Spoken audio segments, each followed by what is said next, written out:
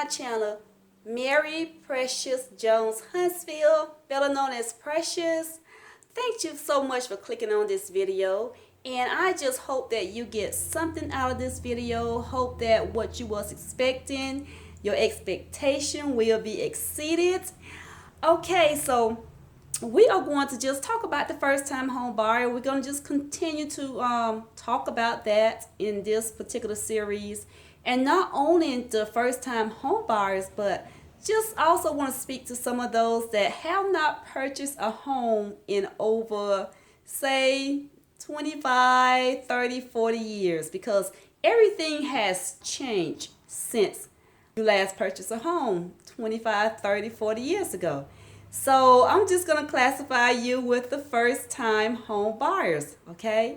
And so in my last video, I talked a little bit about what to expect about, getting your finances in place, getting your down payment, have that on hand before you even consider going to the lender, okay? So I'm just going to continue on that. And I will have the link to that particular video, which is called The First Step for the First-Time Home Buyers. I will have that video link down in my description box below.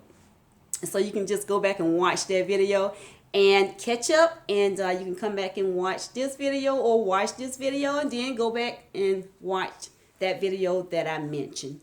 Okay, so now we have waited our expected time. Some of you guys probably set yourself on a 1-year goal or a 2-year goal to save your money, depending on how much money you already had saved up in the bank. You were just trying to save additional money to go along with the money that you already saved up in the bank. And now you're thinking about, okay, when should I go and apply for a loan?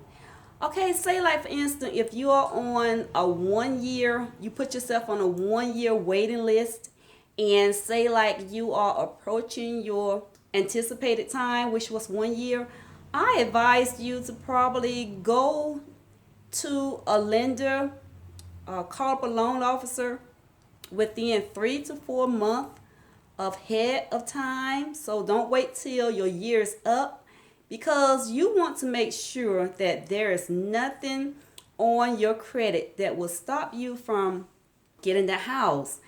And sometimes we have things on our credit report that we don't know anything about until you get ready to go apply for a loan. So in this way, you can just go ahead on and get all of that out of the way. And now there is a site called karma.com. I believe it's karma.com. And you can get a free credit report there. And that way you will know up front what your credit scores are. But if you don't trust that site, or you just don't want to do this on your own, you can go to the lender of your choice. Okay, another tip for the first-time home buyers, or those that have not been in the housing market for over 30 to 40 years, is to, when you look for your loan officer, you need to find one that's local.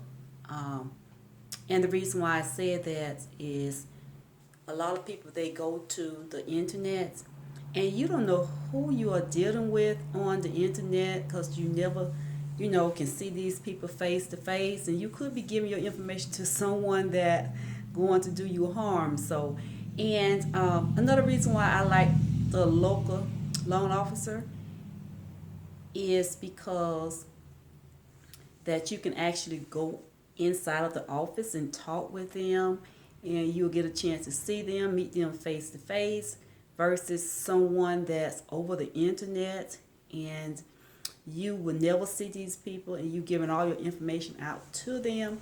So that's just my preference. I know a lot of people, they comfortable of just giving out information to strangers, but I rather be able to go inside of the office and see my loan officer. I want a loan officer that I can, can actually see or touch, whatever, however you want to say that. But that's just another tip or guideline. Just make sure that you're talking to someone locally, dealing with a loan officer that's local, because you don't want to be just on the phone trying to get in contact with this person and can't. At least with the local loan officer, if you can't get in contact with them, go down to the office.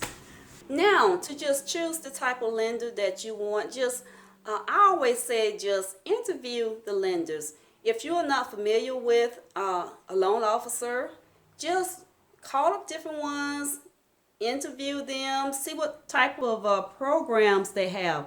See if they have any first time home buyers program, because you need to get all of this information out of the way. And if you had a friend that used the lender that they was comfortable with using and they can recommend that lender to you, and if you feel safe with them, just go ahead on and use that lender.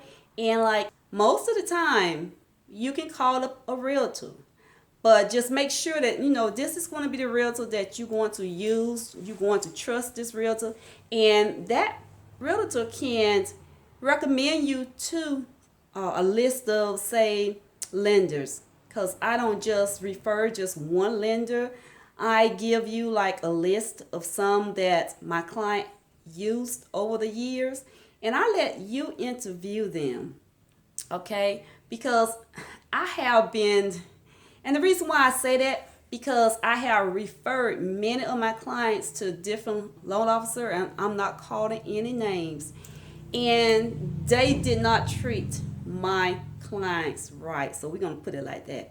Even though I had some that I trusted, but in the long run, they didn't treat my client right. So, but anyway, so I don't just send you to one particular lender and I just give you a list, but these are some that I trust, okay? But anyway, you just need to find somebody that you can build up trust, build up rapport in, because you're not going to trust them when you first meet them. I mean, that's for nobody. You have to build up rapport with them.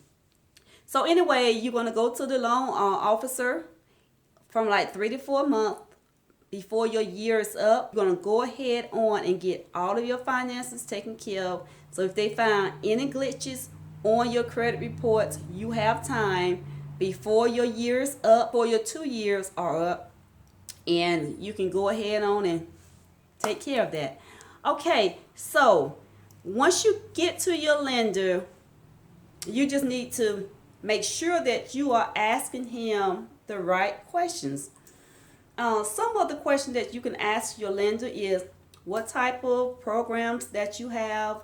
Do you have any programs for the first time home buyers? If you have already saved your money up in the bank, it do not hurt you to ask if there are any down payment assistance program for the first time home buyer. And that way, if you can get some assistance for the first time home buyer, then you will be ahead of the game because you already got your money saved up. You can always use your money to buy furniture or whatever you want to do with that money, because I know you're going to want to go out and buy you some new furniture and home decor, things of that nature. And another thing that you can ask your lender is, if you found a home that needs repairing, even though you go on FHA, there are loans out there. It's called a 203K. That's one of them. It's like a supplemental loan where you don't just have to purchase a home where it does need everything, because you can maybe purchase a REO property. Some of them need repairing, and so you won't have to wipe that home off your list, because that is something that you can purchase with the FHA loan. Now, all banks do not have that type of program. You would just have to search around. So you know that there is a house that you want to put an offer on, but it needs some repairing before you can purchase that home. Shop around with different banks to see if they have that type of program. So it's always good to just shop around with banks, and you can do like maybe 2 to 3, say, loan applications. Because what you're trying to do is you're trying to compare the interest rate, the programs, so you can make a sound decision, and that will give you the upper hand on what you need to do, because you can negotiate in anything. So I know you're probably saying, I can't negotiate with my interest rate. Yes, you can. That's why I'm telling you that you can have your credit pull, because it's not going to be something like a hard credit, because say you're doing all of this like within 30 days. So you just shopping around trying to find out what's best for you. So, and if you are okay with a certain loan officer, and say like someone else comes along and say, oh, I can give you, instead of 4%, I can sell you this loan for 3.5%. And so you can always go to your lender, the one that you are currently with, and say, look, I found this lender that can sell me this loan at 3.5% versus 4%.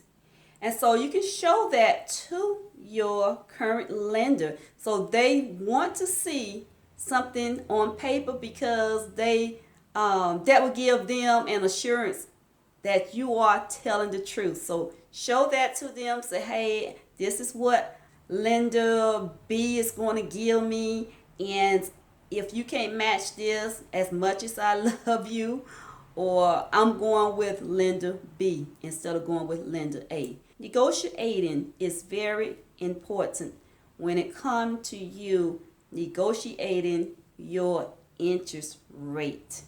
Okay? And so another question that you can ask your lender is, how late do you work, or do you work on weekends? If I found a house on Saturday, can I contact you? And some loan officer might say, hey, the weekend, that's for my family. I don't have any problem with that. We all need to spend time with our family. Us realtor, we love to spend time with our family. We would love to not have to work on the weekends. But the weekends are our busiest days. And so we have to, whatever it takes, to go show a house on Saturday or show a house on Sunday after church. So what you need to do, and not talking against any loan officer, because you have the right not to work on the weekend. Maybe you have built up your clientele where you don't have to work on weekend. But anyway, so those are things that you should ask your lender. Can I contact you? What time should I stop calling you? And I know we don't want nobody calling us at no 11 to 12 o'clock at night or whatever. But if your lender say, okay, it's okay to call me up until 8 p.m. So make sure you don't call your lender, well, not lender, but make sure you don't call your loan officer at 8:30, 9 o'clock, unless it's an emergency. So, okay, the first time home buyers, the ones that been out of the house shopping market for 20, 30, 40 years, just want to let you know that you still have options. You have options. You can even ask your lender, well, I keep saying lender, but you can ask your loan officer to show you comparison in quotes, give you different loans, compare those loans, see which one is, say, better for you. Okay, first time home buyers and the buyers that has not purchased a home 20 to 40 years, you can also go on the internet. There are a lot of information out there that's on the internet. Just do your research.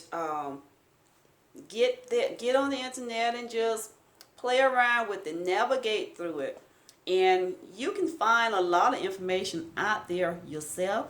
So that's just another option that you have.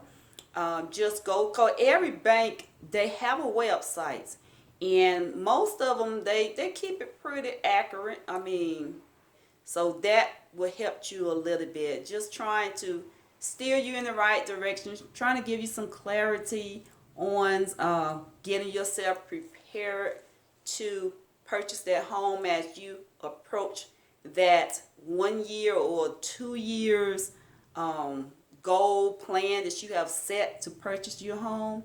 So just want to make sure that you are ready. And you can always contact me. Have any questions, but I have all of my contact down in the description box, so you can text me, you can email me, you can call me, and I will try to answer any question you have. If I don't have an answer, I can always get you an answer. Well, guys, that's all I have for right now, and I hope this answers some of your questions that you had about the best time to apply for a mortgage as you are waiting for your 1 year or your 2 year time that you set to purchase a home.